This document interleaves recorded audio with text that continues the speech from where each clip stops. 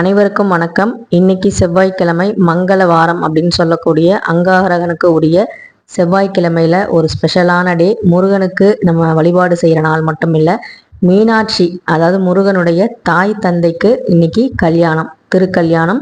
மீனாட்சி சுந்தரேஸ்வரருக்கு மதுரையில் வெகு விமர்சையாக பார்த்தீங்கன்னா திருக்கல்யாணம் நடந்து முடிஞ்சிருச்சு. எத்தனை பேர் மதுரையில இருந்து திருக்கல்யாணத்தை நேர்லயே போய் பார்த்தீங்கன்னு கமெண்ட்ல சொல்லுங்க.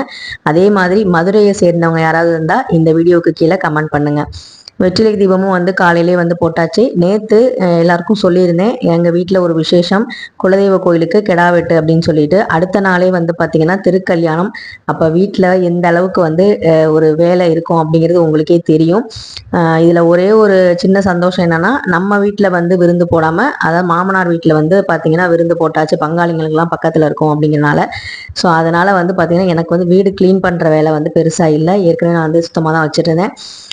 காலையில் மீனாட்சி அம்மனுக்கு சீர்தட்டு ரெடி பண்ணணும். போன வருஷமும் நான் பண்ணியிருந்தேன். அதே மாதிரி கல்யாணம் அப்படின்னாலே வடை பாயசம் நம்மளால் அவ்வளோ தூரம் செய்ய முடியல விருந்து மாதிரி. அதனால் பால் பாயாசம் மட்டும் அம்பாளுக்காகவும் சிவபெருமானுக்காகவும் ரெடி பண்ணி வச்சுருந்தேன். இதுவே பார்த்தீங்கன்னா ரொம்ப முடியல. என்ன இருந்தாலுமே நம்ம இன்னைக்கு கண்டிப்பாக மாங்கல்ய சரடு மாற்றி தான் ஆகணும். எனக்கு கயிறு கொஞ்சம் பழுதடைஞ்சிருச்சு. ஸோ அதனால் தட்டு எண்ணிக்கை 3 சீர் வைக்கணும். இனிப்பு காரம் ஒரு தட்டுலையும், அப்புறம் பால் பாயாசமும் ஜாங்கிரியும் ஒரு ஸ்வீட் மட்டும் ஒரு தட்டு, அப்புறம் தாம்பூல தட்டு, இது 3ஐயும் நான் வச்சுருந்தேன். தாம்பூலம்னா ஜாக்கெட் பிட்டு, வளையல், வெத்தலைப்பாக்கு, வாழைப்பழம் இதெல்லாம் வச்சுட்டு, மல்லிகைப்பூ. மதுரை அப்படின்னாலே மீனாட்சி அம்மனுக்கு அப்புறம் ரொம்ப ஃபேமஸ் ஆனது பரோட்டா மட்டும் இல்லை, மல்லிகைப்பூ தான். அங்கே கட்டுற மல்லிகைப்பூ பார்த்தீங்கன்னா வேற எங்கேயுமே அந்த மாதிரி கட்ட முடியாது அப்படின்னு சொல்லுவாங்க. குண்டு மல்லின்னு சொல்லுவாங்க. அது பார்த்தீங்கன்னா ரொம்ப பிரசித்தி பெற்றது. அந்த மல்லிகைப்பூ வைக்காம இருந்தா எப்படின்னு சொல்லிட்டு மல்லிகைப்பூவும் பார்த்தீங்கன்னா வச்சாச்சு.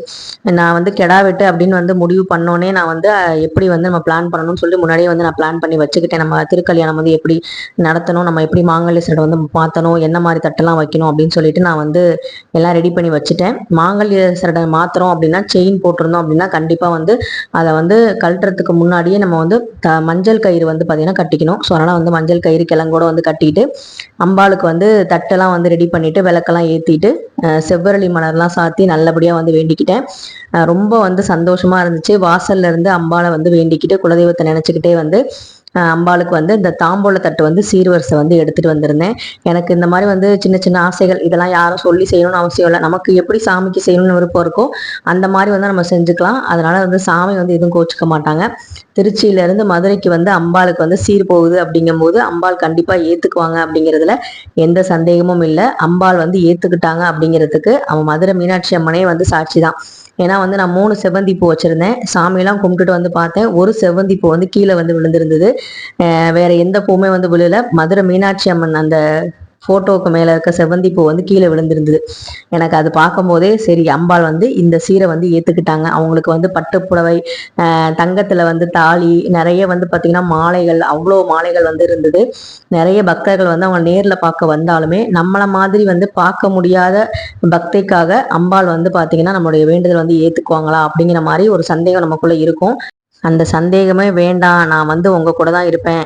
மதுரையில நான் ஆட்சி செஞ்சாலும் எங்கெல்லாம் மக்கள் இருக்காங்களோ, எங்கெல்லாம் என்னை நேசிக்கிற பக்தர்கள் இருக்காங்களோ அங்கெல்லாம் அவங்களுக்கு நான் அருள்பாலிப்பேன்னு சொல்ற ஒரு அற்புதமான கடவுள். எங்களுக்கு பார்த்தீங்கன்னா திருச்சி அப்படின்னா சமயபுரம், வெக்காளியம்மன், அந்த மாதிரி. மதுரைக்காரங்களுக்கு மீனாட்சி அம்மன். ஆனா உருவம் தான் வேற வேற. ஆனா மனசு பார்த்தீங்கன்னா அம்பாள் அப்படிங்கிற அந்த ஒரு சக்தி பார்த்தீங்கன்னா ஒண்ணுதான். ஸோ அவங்க ஒவ்வொரு விஷயத்துக்காக ஒவ்வொரு அவதாரம் எடுப்பாங்க. நம்ம பார்த்தீங்கன்னா அவங்கள எப்பவுமே தாய், அம்பாள், அம்மா, இது மாதிரிதான் நம்ம அவங்கள பார்த்துக்கிட்டு இருக்கோம். அவங்களுக்கு சீர்வரிசை தட்டெல்லாம் வச்சுட்டு நல்லபடியா விளக்கெல்லாம் ஏத்திட்டு சூடம், தூப தீப ஆராதனை எல்லாமே காமிச்சிட்டு பால் பாயசம் வச்சு நெய்வேத்தியமும் பண்ணியாச்சு. அப்ப வீட்டுக்காரரும் பார்த்தீங்கன்னா அந்த மாங்கல்ய சரடு கோத்துக்கிட்டு இருந்தாங்க. அந்த பவளம் இதெல்லாம் வாங்கியிருந்தேன் இல்லையா, அதெல்லாம் கோத்துருந்தாங்க. நிறைய சகோதரிகள் அந்த ஷார்ட்ஸ்ல கேட்டிருந்தீங்க, பவளம் எல்லாரும் அணியலாமான்னு. பவளம் எல்லாருமே அணியலாம். அது ஏன் பார்த்தீங்கன்னா ஒரு தடவை நம்ம ஜோதிடரை நம்ம ராசிக்கு ஏற்ற மாதிரி பார்க்க சொல்றோம் அப்படின்னா, இப்போ நான் வந்து பார்த்தீங்கன்னா மேஷராசி, செவ்வாய்க்கு வந்து உரியது. அதனால வந்து பார்த்தீங்கன்னா நான் வந்து பவளம் வந்து அணியலாம். அது வந்து அந்த செவ்வாய் ராசிக்குடைய தொடர்புடைய ஒரு ராசிகள். அதே மாதிரி ஒவ்வொரு ராசிக்கும் ஒவ்வொரு வந்து ராசிகள் வந்து இருக்கும். இப்போ சிம்மத்துக்கு வந்து பார்த்தீங்கன்னா மாணிக்கம், எங்கள் வீட்டுக்காரர் சிம்மம் அப்படிங்கிறனால தெரியும் மாணிக்கம். அந்த மாதிரி வந்து அவங்கவுங்களுக்கு உரியது மாதிரி இருந்தால் பிரச்சனை இருக்காது. ஆனால் பவளம் வந்து பார்த்தீங்கன்னா அணிகிறனால நம்ம உடம்புல சீரான ரத்த ஓட்டம் இருக்கும், ரொம்ப பாசிட்டிவான ஒரு எனர்ஜி இருக்கும். கணவன் மனைவிக்கையே வந்து பார்த்தீங்கன்னா அந்யோன்யம் வந்து கூடும் அப்படின்னு சொல்லுவாங்க. அதனால நிறைய பேர் வந்து பவளம் வந்து கோத்து போட்டிருப்பாங்க.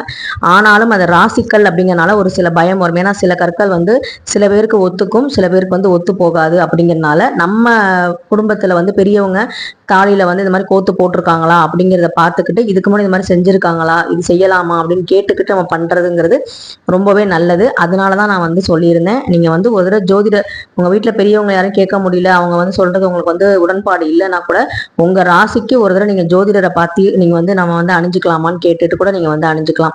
ஏன்னா வந்து பாத்தீங்கன்னா சில நேரங்கள்ல அதுவே வந்து நமக்கு எதிர்வினையா வந்துடக்கூடாது அப்படிங்கறனால எங்க வீட்டுல வந்து எங்க மாமியார் வந்து கடகராசி தான். ஆனா வந்து அவங்களுடைய அப்பாயோ யாரோ வந்து கொடுத்தாங்கன்னு சொன்னாங்க. அந்த பவளத்தை வந்து அவங்க வந்து அணிஞ்சிருக்காங்க.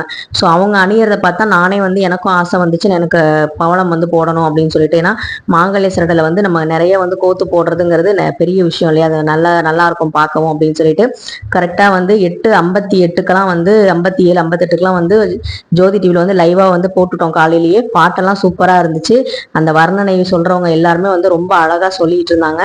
அப்போ வந்து மீனாட்சி அம்பாளுக்கு தாலி வந்து பார்த்தீங்கன்னா வச்சு மீனாட்சி சுந்தரேஸ்வரர்கிட்ட வச்சுட்டு அதுக்கப்புறம் வந்து அம்பாளுக்கு வந்து அந்த மாங்கல்யத்தை வந்து அணிவிச்சாங்க. அதை பார்த்துட்டு முடிச்ச உடனே நான் வந்து என் கணவர் கையால அந்த மாங்கல்யத்தை வந்து நான் வந்து அணிஞ்சுக்கிட்டேன். ஸோ இது வந்து எனக்கு ரொம்ப வந்து சந்தோஷமா இருக்கும். இப்போ வந்து நான் அணிஞ்சிட்டேன் அப்படிங்கிறனால ஆடி மாதம் வந்து எனக்கு கயிறு நல்லா இருக்கும்போது நான் வந்து எதுவும் மாற்றிக்கலாம் மாட்டேன். ஏன்னா 6 மாதத்துக்கு ஒரு தடவை மாற்றிக்கிறது ரொம்ப நல்லது. வருஷத்துக்கு 2 தடவை வந்து மாற்றிக்கலாம். மேக்சிமம் வந்து 3 தடவை, அதுக்கு மேலே போகாதீங்க. அடிக்கடி வந்து கயிறு வந்து மாற்றவும் கூடாது. ஸோ நீங்கள் வந்து செயின் போட்டிருக்கீங்கம்மா, நீங்களாம் வந்து கயிறு வந்து மாற்ற தேவையில்ல. ஆனால் கயிறு போடுறவங்க எப்படின்னா, கயிறு போடுறவங்களுமே அடிக்கடி மஞ்சள் நல்லா போட்டு அதை வந்து நல்லா சுத்தபத்தமாக நார் போட்டு தேய்ச்சி நல்லா வந்து ஒரு சுத்தமாக வச்சுக்கிட்டோம், கருப்பு படியாமல் வச்சுக்கிட்டோம் அப்படின்னா கயிறு வந்து நல்லாவே இருக்கும். மஞ்சள் வந்து தேய்க்கிறதுங்கிறது ரொம்ப நல்லது. ஸோ அந்த மாதிரி நம்ம வச்சுக்கிட்டோம் அப்படின்னா நமக்கு வந்து அடிக்கடி மாத்துற மாதிரி வராது. ரொம்ப வந்து கயிறு வந்து அருந்து போகிற மாதிரி இருக்குது அப்படின்னா மட்டும் நம்ம மாத்துறது தான் வந்து நல்லது. அதுவும் வந்து பார்த்தா நல்ல நாளை பார்த்து மாற்றிக்கோங்க. இன்னைக்கு செவ்வாய்க்கிழமை மங்கள வாரத்தில் மீனாட்சி அம்பாள் ஒரு நல்ல ஒரு நாள் நட்சத்திரத்தில் திதியில் வந்து உத்திர நட்சத்திரம்னு சொன்னாங்க. ஸோ நல்ல ஒரு நாளில் வந்து ஒரு மங்களகரமான விஷயம் வந்து பண்ண வச்சிருக்காங்க. நிறைய பெண்கள் வந்து நான் டிவியில் பார்த்தேன், அவ்வளோ பேர் வந்து உட்காந்து அந்த வெயிலில் அந்த வேர்வையில் வந்து உட்காந்து மீனாட்சி அம்மனோட திருக்கல்யாணத்தை பார்த்துட்டு அவங்களும் வந்து சந்தோஷமா எல்லாம் மாற்றிக்கிட்டு ஒருத்தருக்கு ஒருத்தர் வந்து குங்குமம்லாம் வச்சுக்கிட்டாங்க. ஸோ அது வந்து நமக்கு வந்து அங்கே போய் பார்க்க முடியல. என்னைக்காவது ஒரு நாள் அந்த பாக்கியமும் நமக்கு கிடைக்கும்னு நம்புவோம். ஸோ அதுக்கு வந்து ஒரு அடிக்கல்லாக தான் நான் வீட்டில் வந்து போன வருஷத்துலேருந்து அம்பாளுக்கு வந்து நான் வந்து சீர் வச்சு நான் வழிபாடு செஞ்சுக்கிட்டு இருக்கேன். எனக்கும் வந்து அது ஒரு பெரிய மகிழ்ச்சியான ஒரு விஷயமா வந்து இருந்தது. அந்த சீர் வந்து பார்த்தீங்கன்னா எனக்கு வந்து என்னால் முடிஞ்ச ஒரு விஷயத்த நான் வந்து அம்பாளுக்கு வந்து பண்ணுறேன் அப்படிங்கும் போது எனக்கு ஒரு சந்தோஷம். ஸோ இதுதான் வந்து நான் வந்து பவளத்தை வந்து கோத்து போட்டாச்சு. பவளம் போட்டோன்னே அந்த மாங்கல்ய சரடை ஒரு தனி அழகு வந்து வந்துருச்சு. ரொம்ப வந்து சந்தோஷமா இருந்தது. நீங்கள் வந்து இன்னைக்கு தாலி சரடை மாற்றினீங்களா, கரெக்டான டைமில் மாற்றிட்டீங்களா அப்படின்னு கமெண்ட்ல வந்து சொல்லுங்கள். இந்த வீடியோ பிடிச்சிருந்தா லைக் பண்ணுங்கள், ஷேர் பண்ணுங்கள், சப்ஸ்கிரைப் பண்ணுங்கள், மறக்காமல் கமெண்ட் பண்ணுங்கள். கூடவே ஹைப் பட்டனையும் கிளிக் பண்ணிக்கோங்க. நன்றி, வணக்கம்.